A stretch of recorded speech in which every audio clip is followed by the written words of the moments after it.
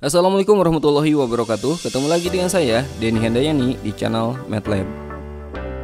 Pada video kali ini, saya akan membahas beberapa soal latihan SNBT yang udah kita share di Instagram MATLAB. Soal-soal ini merupakan soal asli SNBT tahun lalu, tahun 2023. Jadi bagi teman-teman yang membutuhkan soal buat latihan, jangan lupa untuk follow akun Instagram kita ya.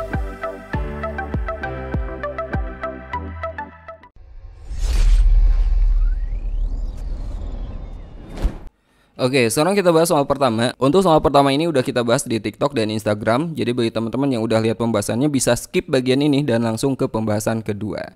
Untuk soal pertama ini di sini ada sebuah balok dan di dalamnya ada sebuah kerucut. Dengan alas kerucut dia berimpit dengan bidang alas balok dan ujung kerucut dia mengenai atau menyinggung bidang atas balok. Yang ditanyakan berapakah volume balok di luar kerucut.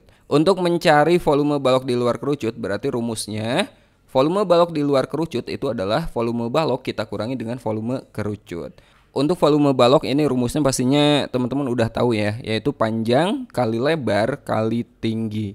Dan untuk volume kerucut itu adalah sepertiga luas alas, berarti luas lingkaran kita kali dengan tinggi. Luas lingkaran itu PR kuadrat teman-teman.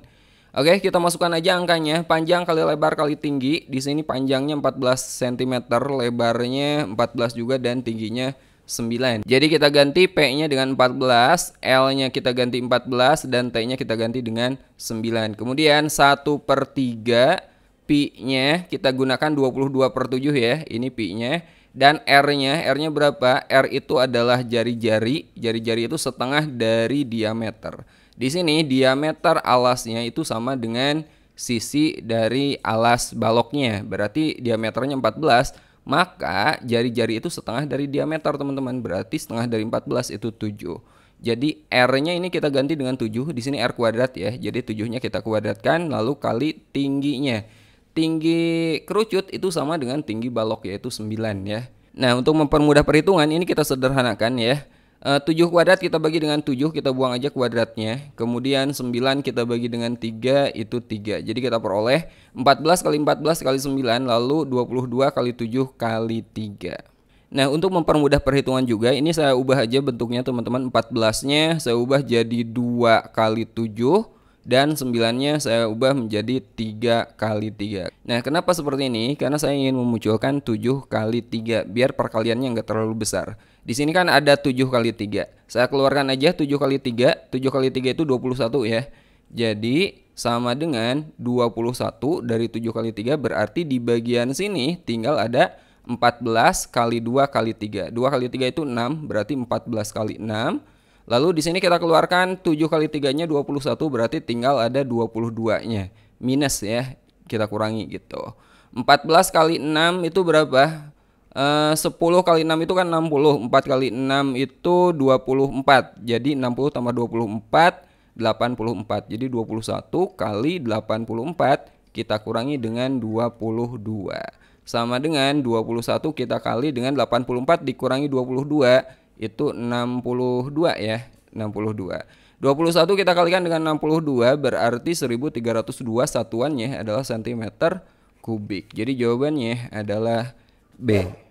Oke, sekarang kita bahas soal kedua. Apabila diketahui setiap dua bilangan dari bilangan asli A, B, dan C relatif prima, di mana A kali B sama dengan 16 dan A tambah C sama dengan 8.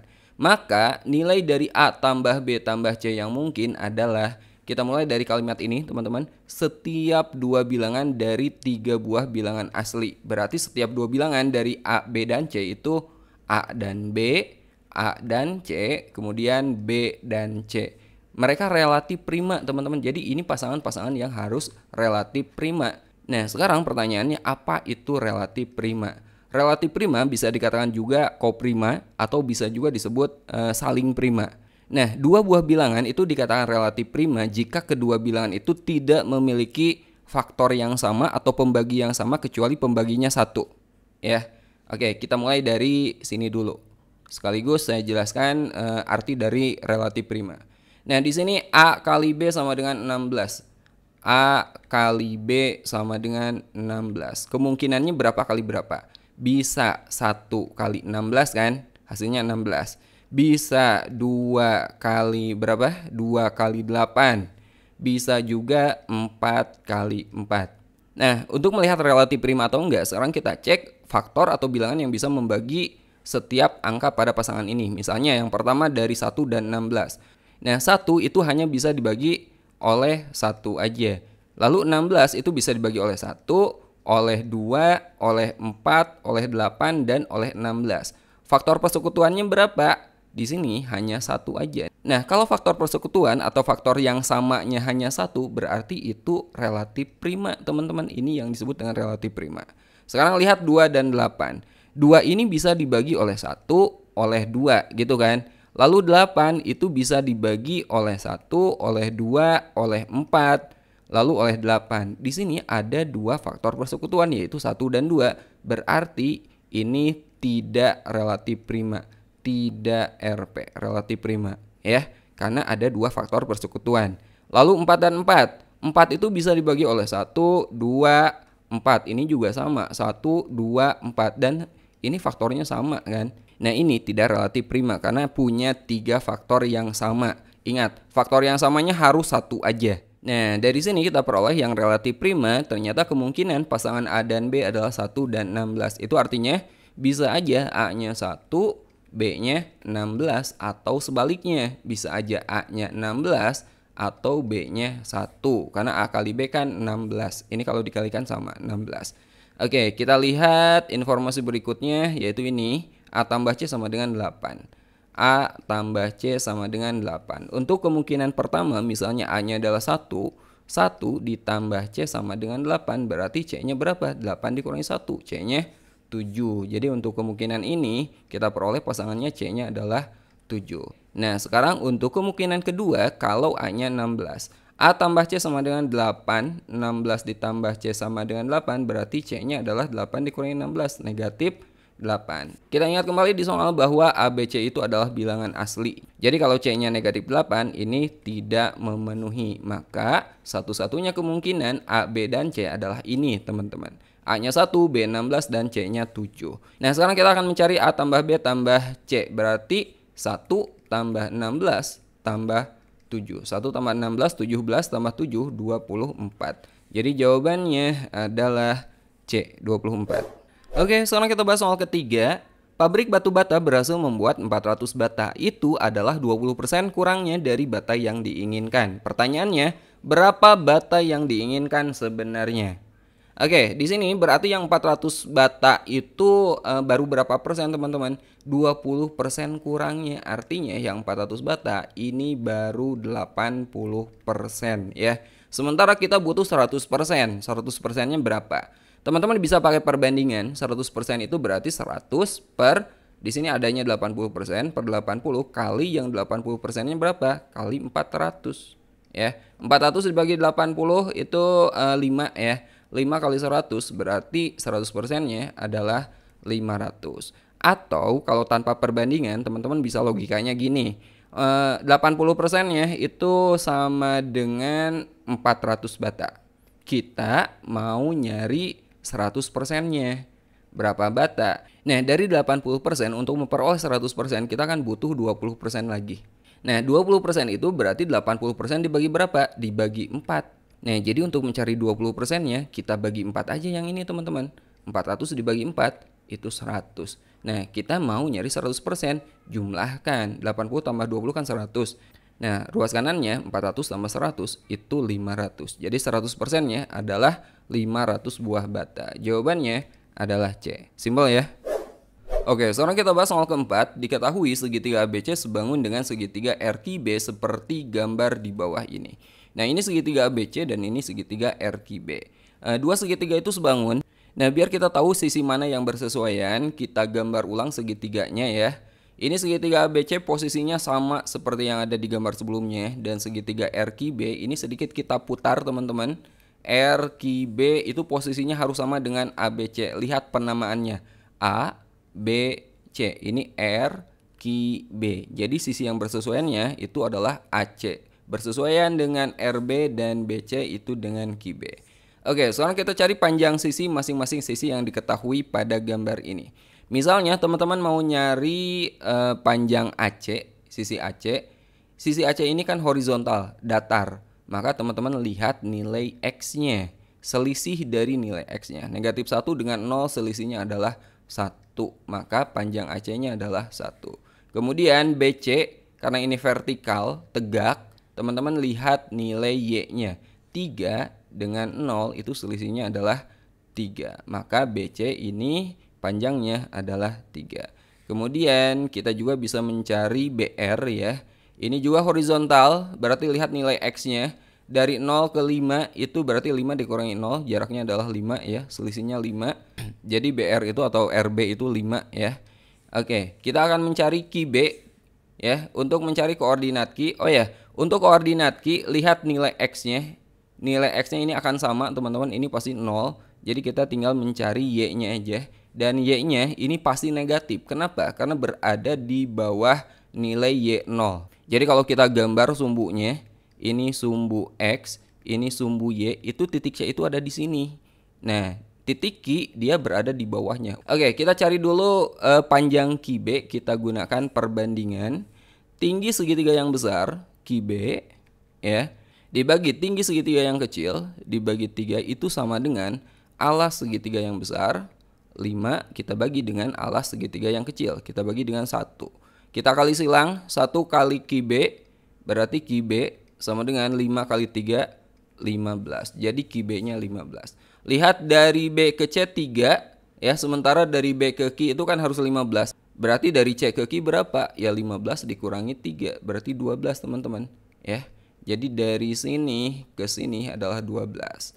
Oke, 12 satuan di bawah 0 udah jelas, berarti Y-nya di sini berarti negatif 12, ya enggak? Ki itu di Y negatif 12, artinya koordinat Ki adalah 0, negatif 12. Berjarak 12 satuan di bawah ordinat 0 gitu. Ada enggak? Jawabannya adalah D. Oke, sekarang kita lanjut bahas soal kelima.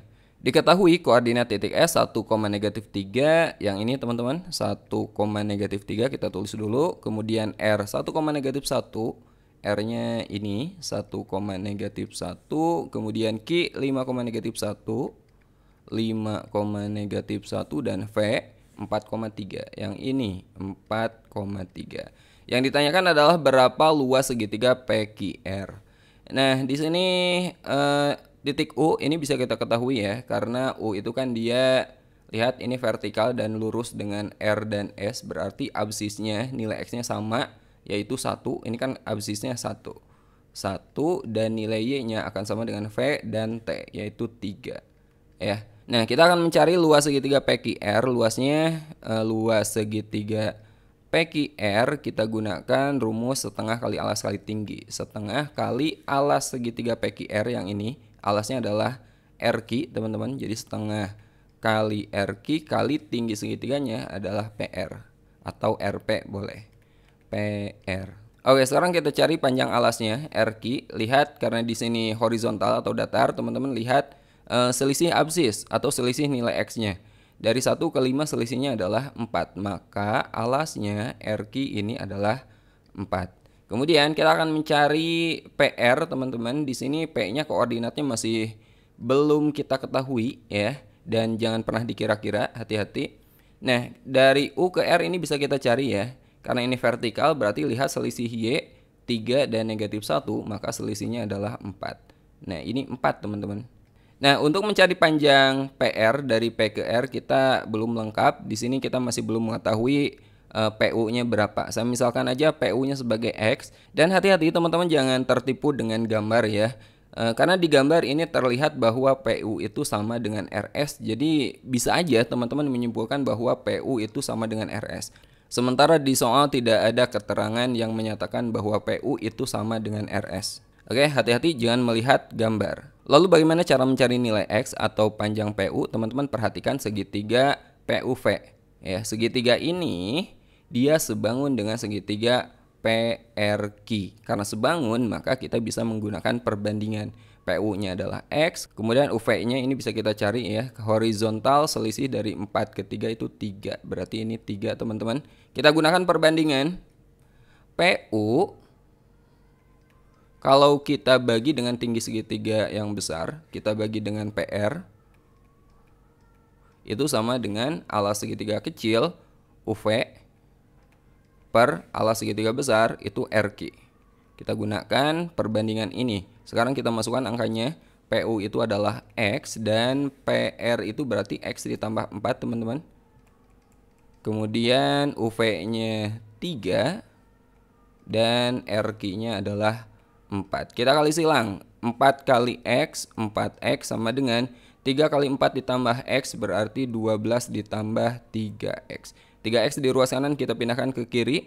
4X dikurangi 3X sama dengan 12. Jadi kita peroleh 4X dikurangi 3X itu X sama dengan 12. Jadi X-nya adalah 12. Nah, ini nilainya 12 teman-teman. Jadi kalau gitu PR-nya berapa? PR-nya adalah 12 ditambah 4. Ini adalah 16. Kita udah dapat alas dan tingginya. Kita cari luas segitiganya. Berarti setengah kali alasnya itu 4 dan tingginya 16. 2 kali 16 sama dengan 32. Satuan luas ya. Satuan luas. Oke, jadi jawabannya adalah 32. Oke, sekarang kita lanjut bahas soal ke-6.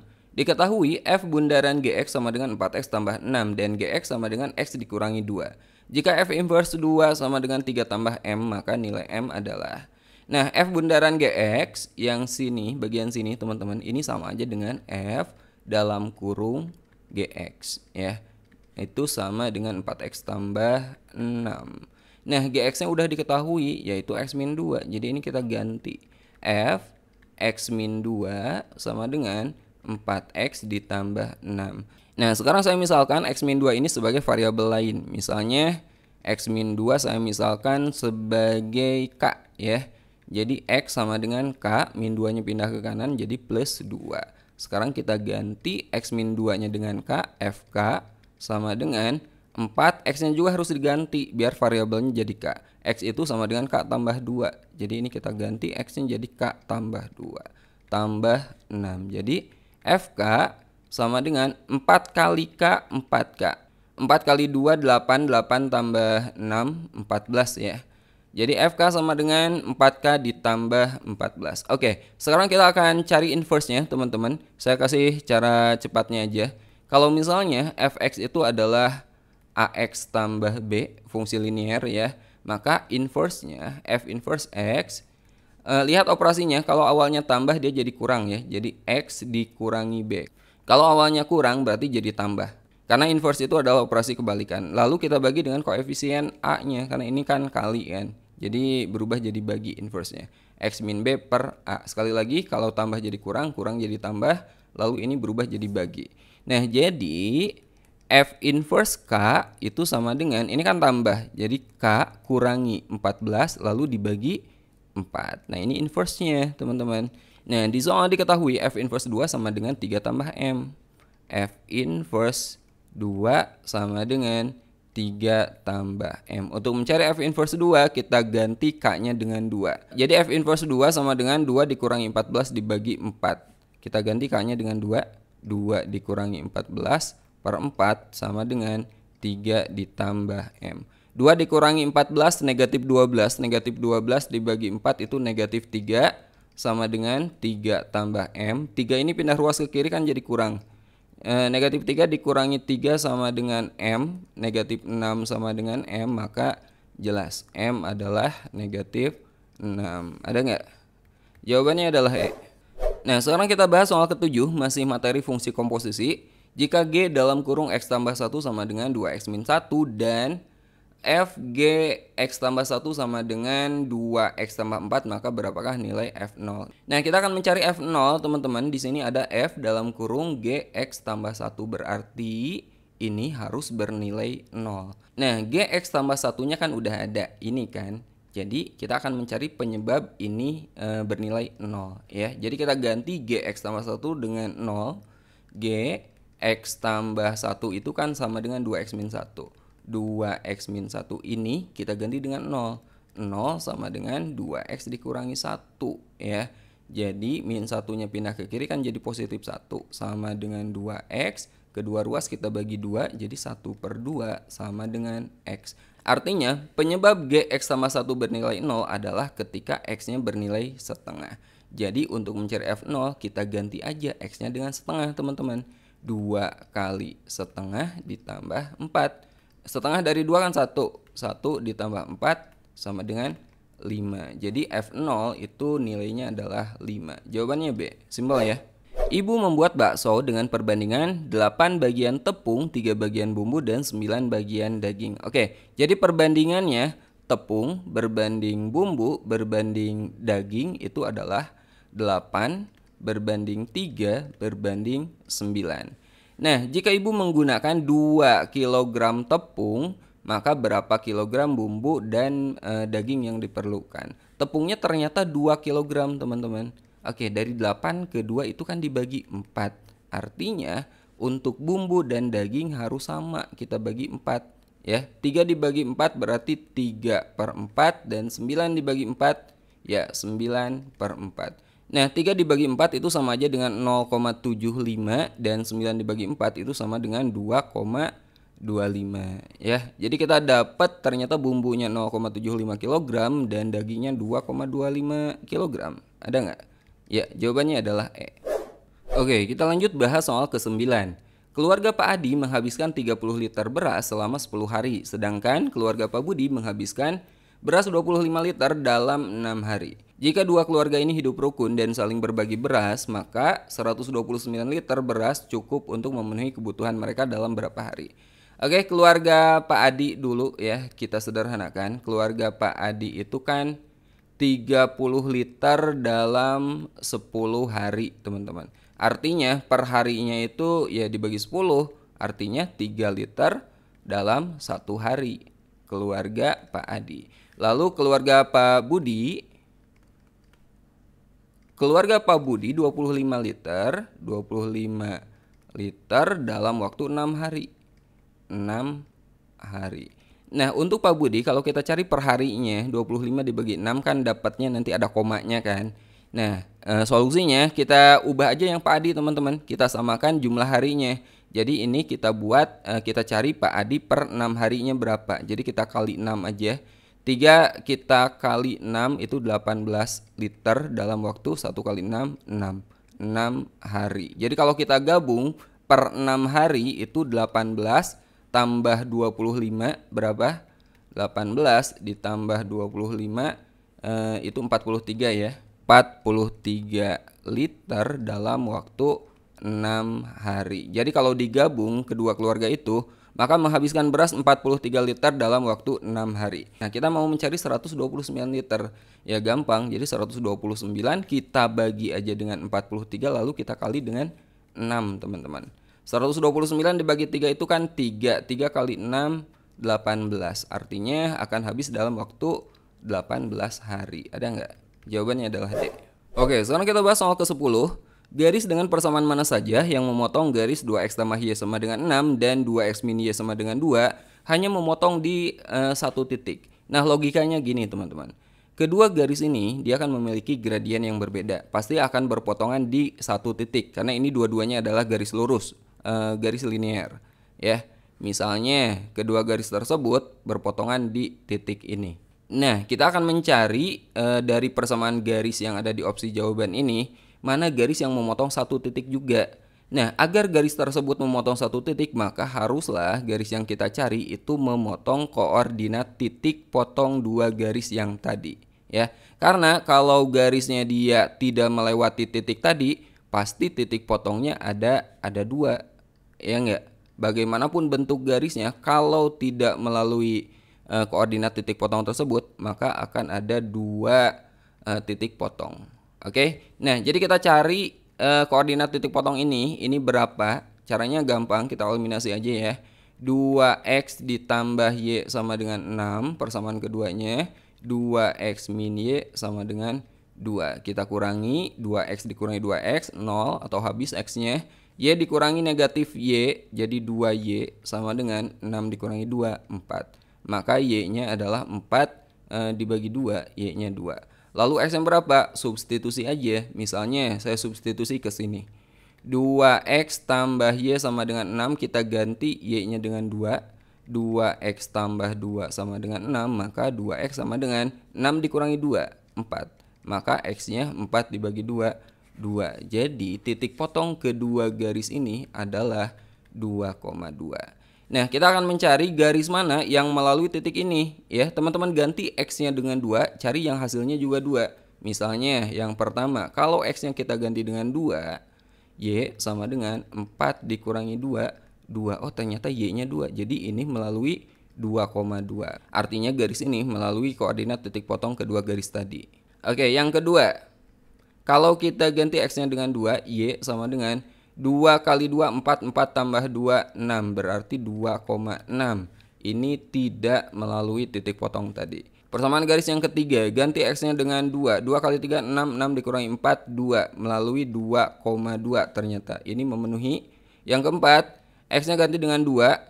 Jadi min 2 tambah 2, 0. Ini melalui 2,0 ya. Jadi tidak memenuhi.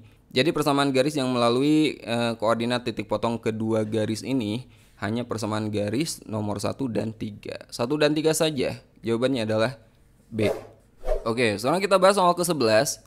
Jika kurva Y sama dengan Fx diperoleh dari menggeser kurva Gx sama dengan X kuadrat min 9 sejauh 5 satuan ke kanan dan 8 satuan ke atas. Manakah pernyataan berikut yang benar? Oke, kurva ini adalah kurva parabola ya atau fungsi kuadrat.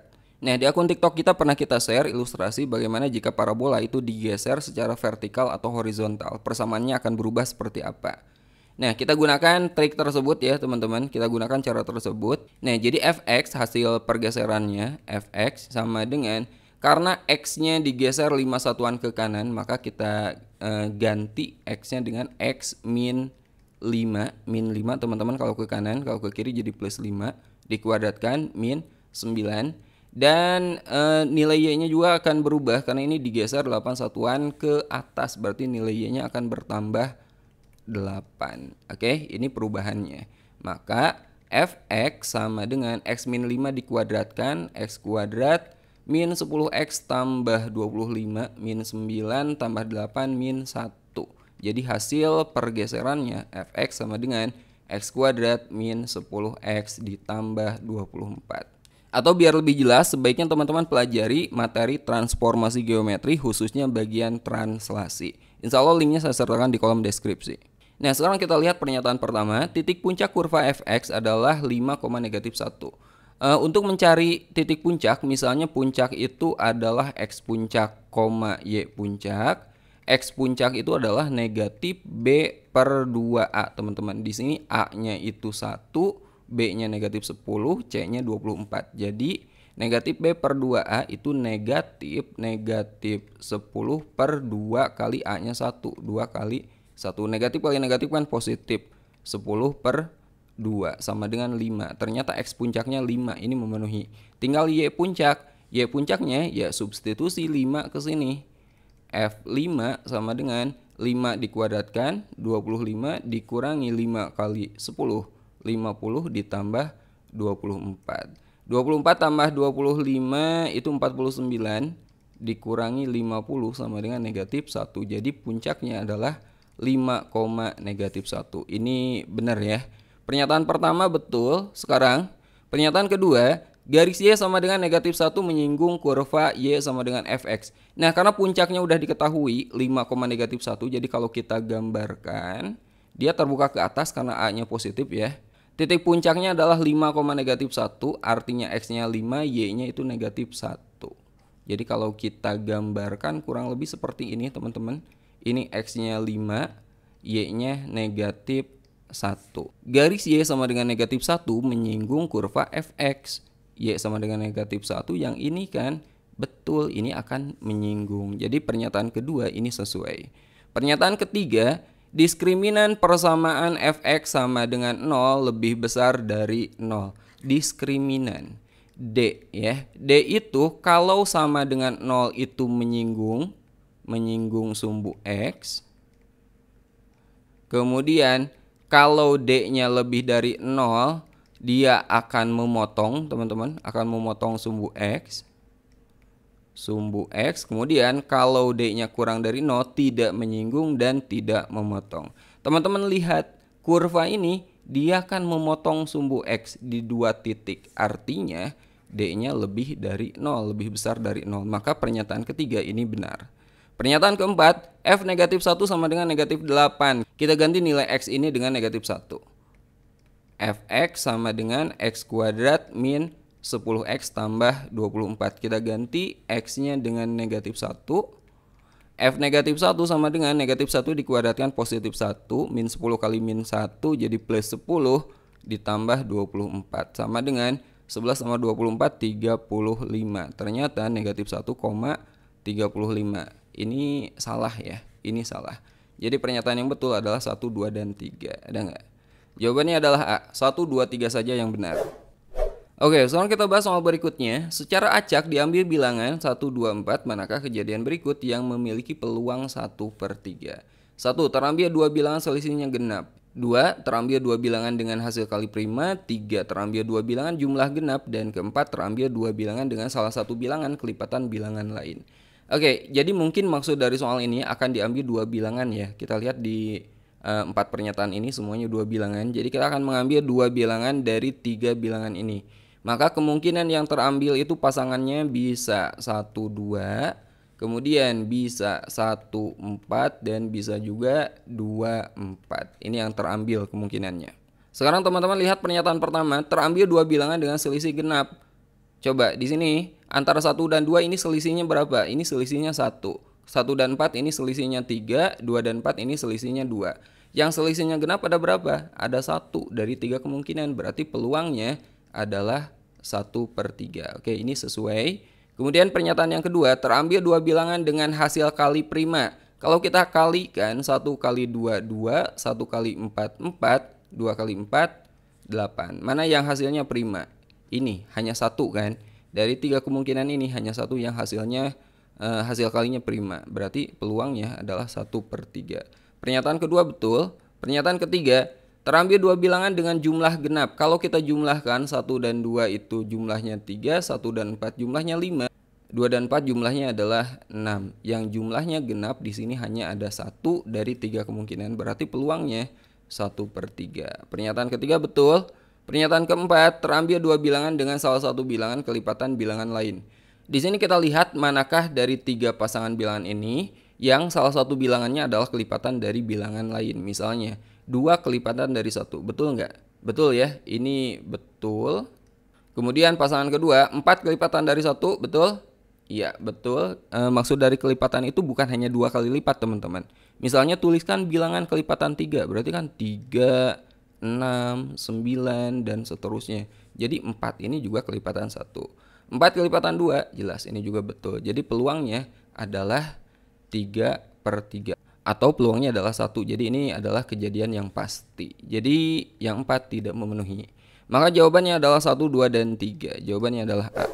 Oke, sekarang kita bahas soal ke-13. Terdapat 4 bola dinomori 1, 3, 4, dan 7. Diambil secara acak 2 bola, manakah dari keempat kejadian berikut yang mempunyai peluang 0,5? Peluangnya setengah ya. Nah, dari 4 bola dengan nomor ini akan diambil 2 bola secara acak, maka pasangan bola yang terambil bisa aja kemungkinannya seperti ini. 1,3, 1,4, 1,7, lalu 3,4, 3,7, dan 4,7. Ada berapa? Ada 6 kemungkinan ya. Sekarang kita lihat pernyataan pertama. Terambil 2 bola dengan selisih ganjil. Coba teman-teman cari selisihnya. 1 dan 3 ini selisih 2, ini selisih 3, ini selisih 6, ini selisih 1, ini selisih 4, dan ini selisih 3. Yang selisihnya ganjil di sini ada berapa? 1, 2, 3. Ada 3 dari 6 kemungkinan kan. Maka peluangnya adalah 3/6 atau 0,5. Jadi pernyataan pertama ini benar. Pernyataan kedua, terambil 2 bola dengan hasil kali bilangan prima. Kita kalikan. 1 kali 3, 3. 1 kali 4, 4. 1 kali 7, 7. 3 kali 4, 12. 3 kali 7, 21. Dan 4 kali 7, 28. Mana yang merupakan bilangan prima? Di sini ada 3, 7, dan gak ada lagi ya. Gak ada. Jadi hanya 2 dari 6 teman-teman. Maka peluangnya adalah 2/6 atau 1/3. Jadi pernyataan kedua ini salah. Pernyataan ketiga, Terambil dua bola dengan salah satu bilangan merupakan kelipatan bilangan lain, ya. 3 kelipatan dari satu itu betul. 4 kelipatan dari satu betul. 7 kelipatan dari satu juga betul. 4 kelipatan dari 3 salah. 7 kelipatan dari 3 salah. Dan 7 kelipatan dari 4 ini salah. Lihat yang betul ada 3 ya. Jadi peluangnya 3/6 atau 0,5. Jadi pernyataan ketiga ini betul. Nah, pernyataan keempat ini gak usah teman-teman cek lagi ya. Karena kalau pernyataan 1 dan 3 yang betul, maka kemungkinannya hanya B aja yang ini ya. Maka jawabannya adalah B, 1 dan 3 benar. Oke, sekarang kita bahas soal terakhir pada video kali ini. Perhatikan gambar di bawah ini, ada sebuah kubus dan di dalamnya ada limas ya. Pertanyaannya, luas permukaan limas dalam kubus adalah... Nah, untuk mencari luas permukaan limas, luas permukaan itu berarti luas semua dindingnya teman-teman ya. Jadi luas permukaan itu berarti di sini kan dindingnya berupa segitiga, ada 4 buah. Berarti 4 kali luas segitiga ditambah luas alas ya. Luas alasnya berupa persegi. Nah, sekarang kita cari luas segitiganya. Luas segitiga kita pakai rumus yang standar, setengah kali alas kali tinggi. Alasnya udah ada 4 dan tingginya bagian sini kita cari teman-teman. Tinggi segitiga itu tidak sama dengan tinggi kubus ya. Nah, perhatikan garis yang merah ini. Saya misalkan ini titik ini adalah T aksen. Jika garis TT aksen ini saya proyeksikan ke bidang BCGF, bidang yang sebelah kanannya kita proyeksikan, maka garis ini, tinggi ini dia akan sama dengan garis ini teman-teman. Saya misalkan ini titik P. Nah, kita akan mencari panjang PB. Untuk mencari panjang PB, saya buat segitiga sebagai pembantu.